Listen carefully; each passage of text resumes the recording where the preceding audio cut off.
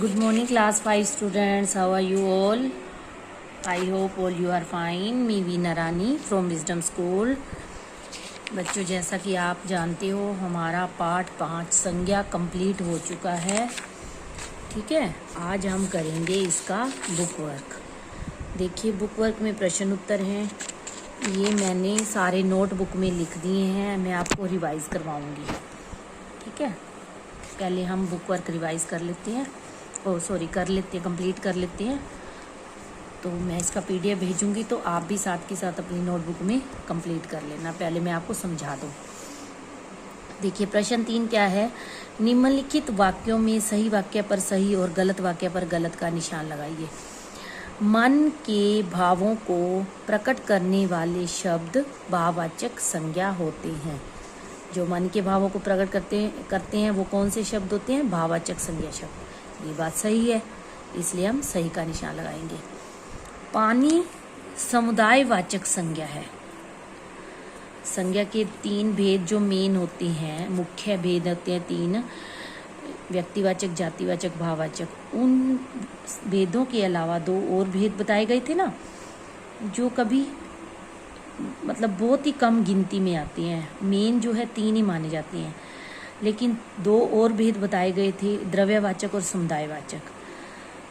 तो पानी ये कह रहे हैं कि समुदायवाचक संज्ञा है, ये बात गलत है। पानी जो है द्रव्यवाचक संज्ञा है, तो ये बात गलत है। ठीक है, सोना द्रव्यवाचक संज्ञा है, ये बात सही है।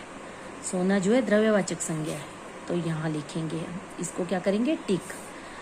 किसी समुदाय या समूह का बोध करवाने वाले शब्द समुदायवाचक संज्ञा कहलाते हैं, ये बात भी बिल्कुल सही है।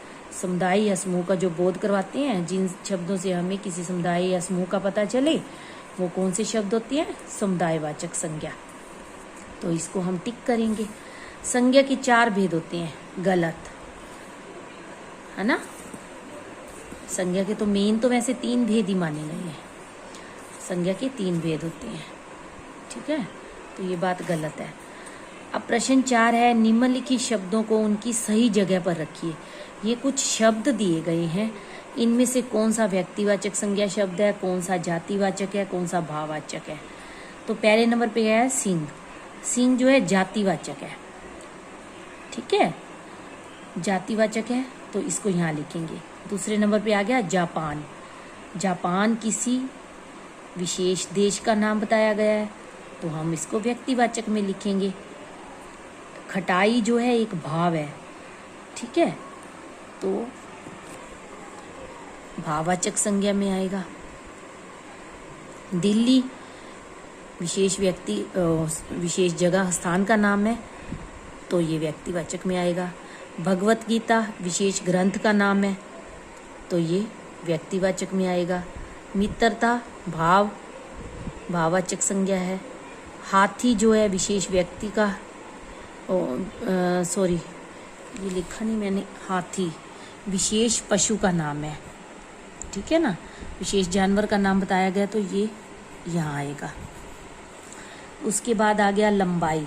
लंबाई एक भाव है।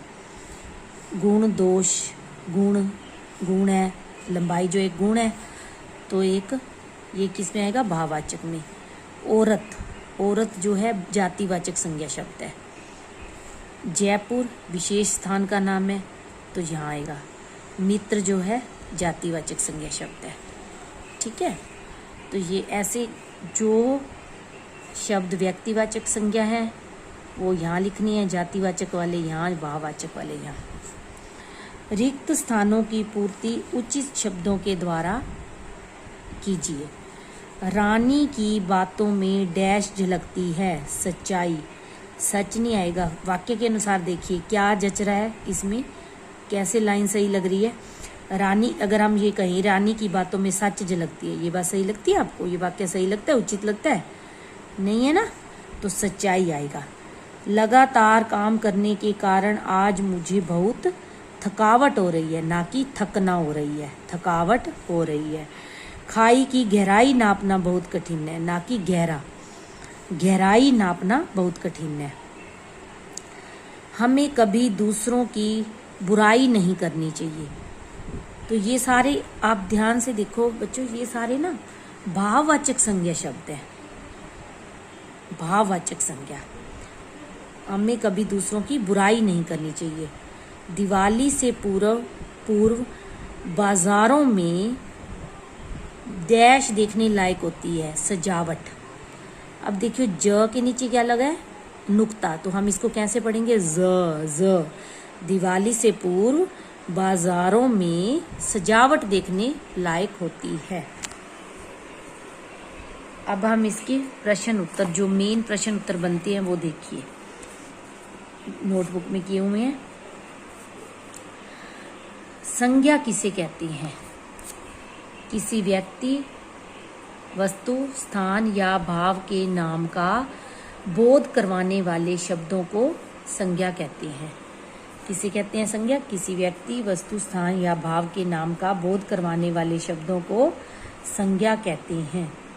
जैसे सीता, पुस्तक, मित्रता आदि, ये उदाहरण है कुछ। अब दूसरा प्रश्न क्या बनता है इसमें, संज्ञा के कितने भेद होते हैं? नाम लिखिए। संज्ञा के 3 भेद होते हैं। नाम क्या है? व्यक्तिवाचक संज्ञा, जातिवाचक संज्ञा, भाववाचक संज्ञा। आई होप ये तो सब कुछ लर्न हो ही गया होगा अब तक। प्रश्न 3 बनता है, व्यक्तिवाचक संज्ञा किसे कहते हैं? जिस शब्द से किसी विशेष व्यक्ति, स्थान या वस्तु का बोध हो।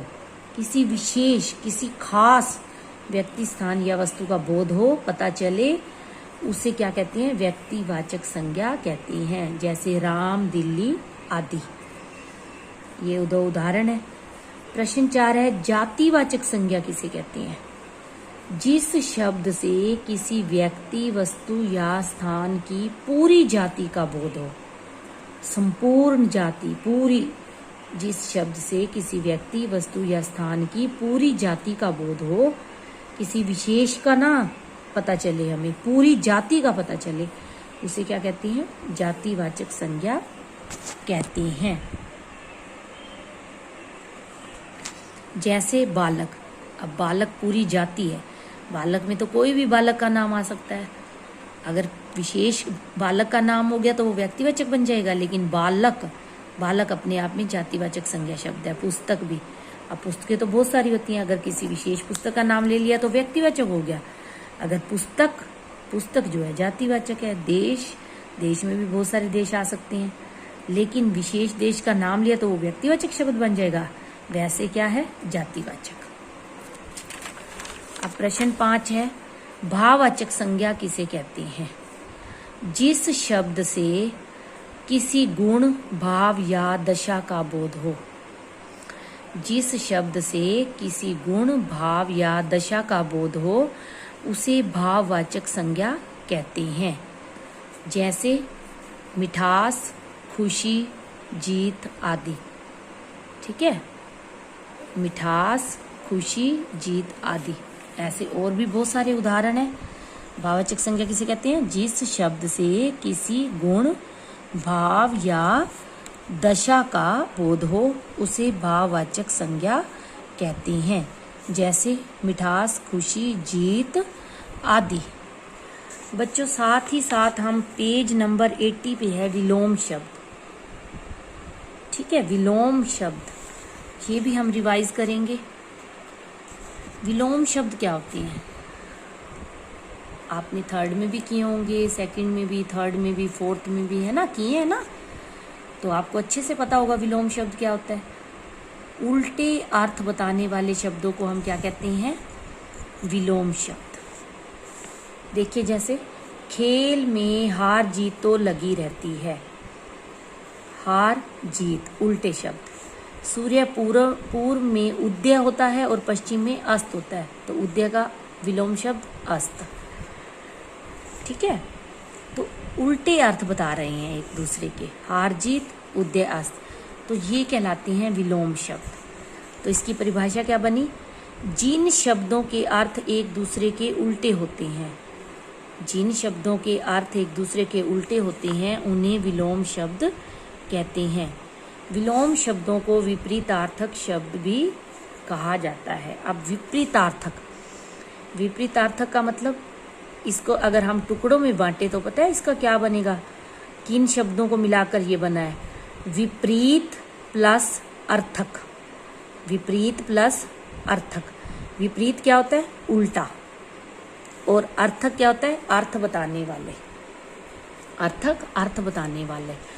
तो जिन शब्दों के अर्थ एक दूसरे के उल्टे होते हैं उन्हें विलोम शब्द कहते हैं।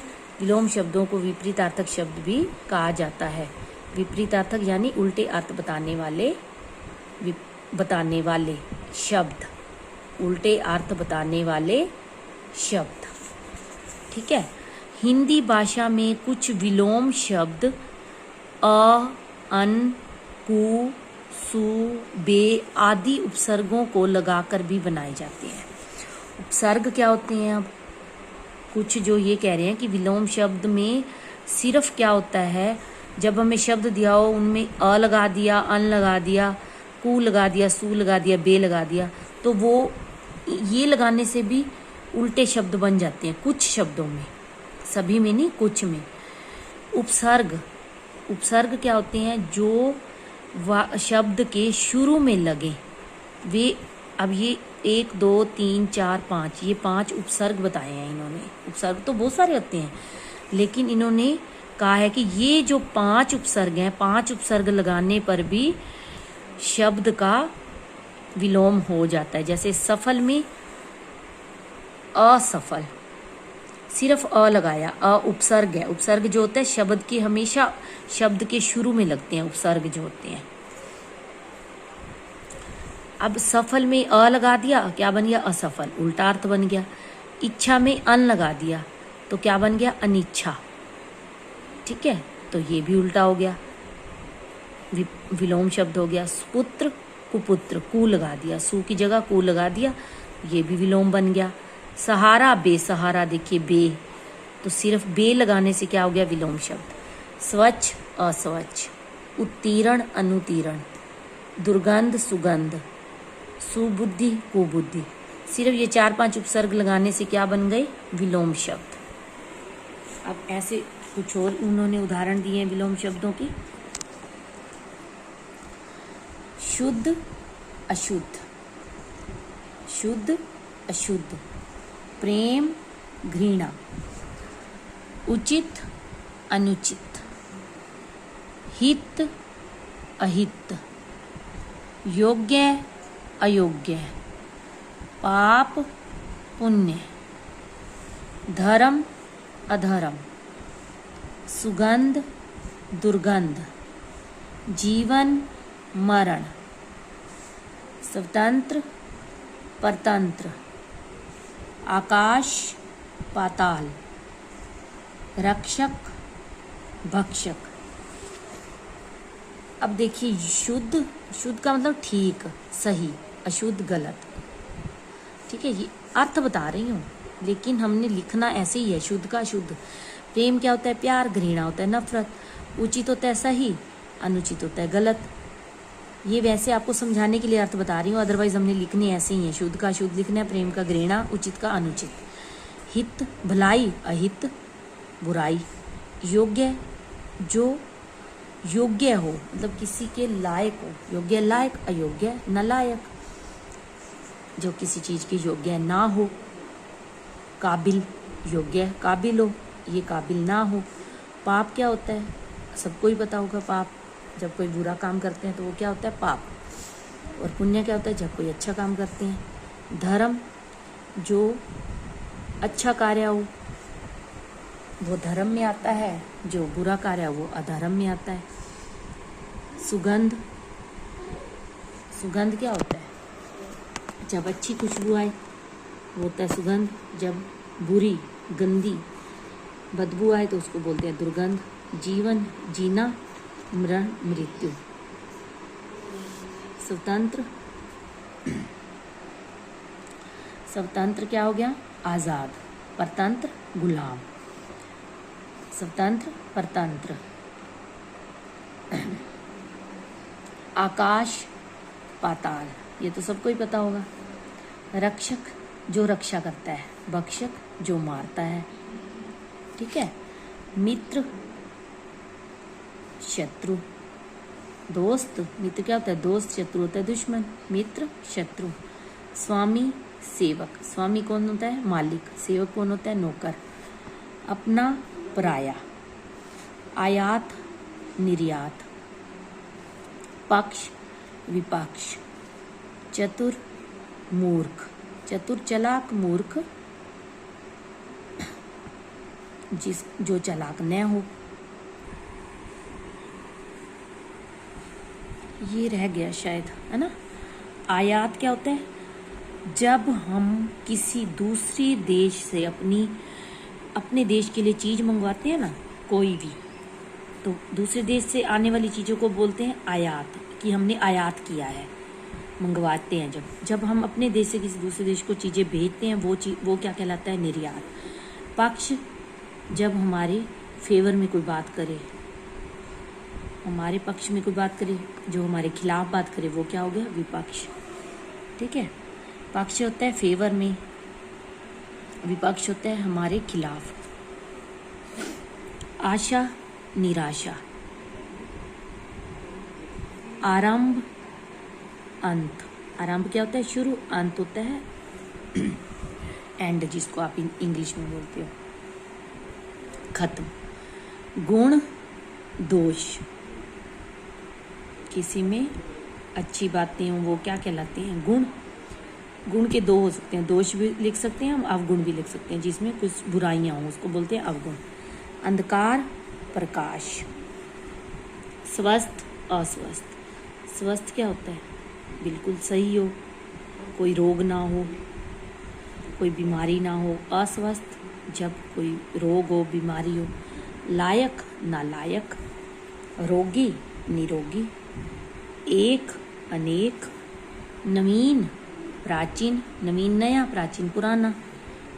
क्रय, विक्रय। क्रय क्या होता है? खरीदना। विक्रय, विक्रय बेचना, विक्रय। देव, देवता। दानव, राक्षस। देव, दानव। वीर, कायर। वीर जो बहादुर, कायर जो कायर, बहादुर का उल्टा हो गया कायर। ठीक है। अनुज, जो अनुज होता है छोटा भाई, छोटे भाई को क्या बोलते हैं? अनुज। बड़े भाई को अग्रज।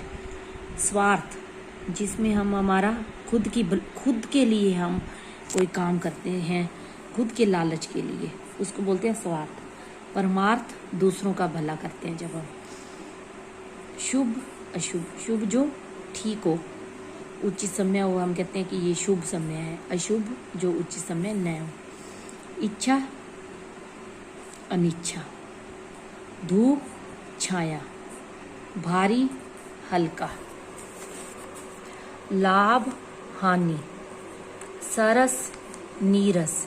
सरस क्या होता है? जो रस से भरा हो। नीरस, जो जिसमें कोई भी किसी भी तरह का रस न हो।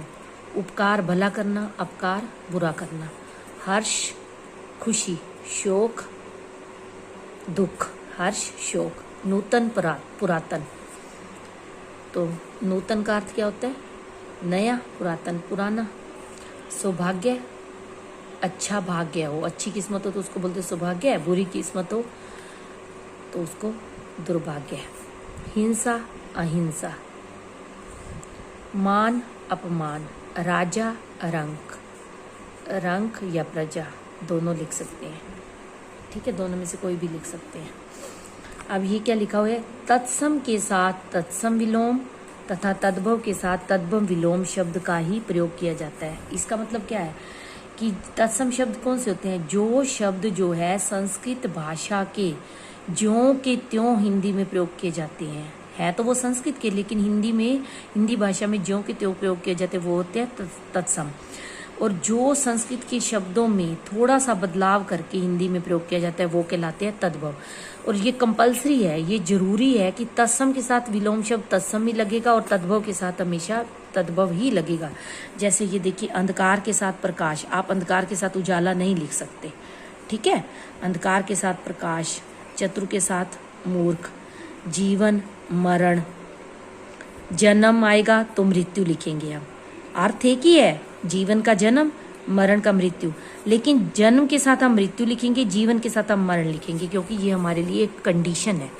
ठीक है, तो हमने इस पाठ से क्या सीखा, जो शब्द एक दूसरे का विपरीत अर्थ प्रस्तुत करते हैं उन्हें विलोम या विपरीतार्थक शब्द कहते हैं। ये देखिए तत्सम और तद्भव के कुछ उदाहरण भी दिए हैं इन्होंने। प्रातः जो है तत्सम शब्द है, तो उसके साथ क्या लगेगा, साय। अब प्रातः का मतलब क्या होता है, सुबह। तो ये नहीं कि प्रातः के साथ हम शाम लिख दें, नहीं, प्रातः साय, दिवस के साथ हम लिखेंगे रात्रि। ठीक है, दिवस का मतलब ऐसे तो दिन होता है, दिन के साथ हम रात नहीं लिख सकते, दिवस रात्रि, दिन रात, सुबह शाम। आई होप आपको समझ में आ गया होगा। ओके, टेक केयर बेटा।